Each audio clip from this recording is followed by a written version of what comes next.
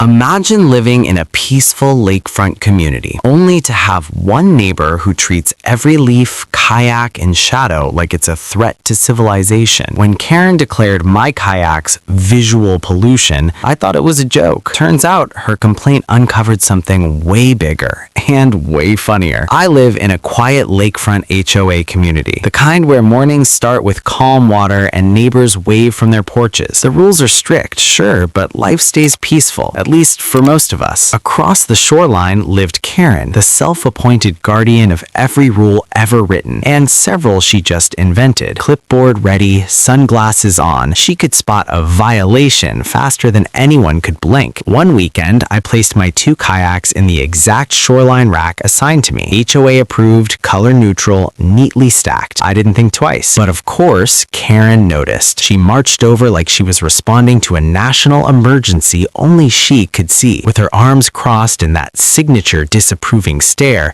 she declared my kayaks were visual pollution, as if I dumped toxic waste on the shoreline. I actually looked around to make sure she wasn't joking, but no, Karen was fully committed to her new crusade. 3 days later, I opened my mailbox and found a bright white HOA violation notice staring back at me. Kayaks improperly stored, it claimed. I laughed out loud. My kayaks were sitting exactly where the HOA told me to put them. I emailed the board for clarification, expecting a quick fix, but their reply felt robotic and vague. Multiple neighbors expressed concerns. Multiple? It was obvious only one person cared. That's when I realized this wasn't enforcement. This was Karen pulling the strings. Instead of arguing back, I grabbed my thick HOA binder, the one everyone else stuffed into a drawer and forgot existed. I flipped through every rule on shoreline storage, highlighting each line that proved my kayaks were fully compliant.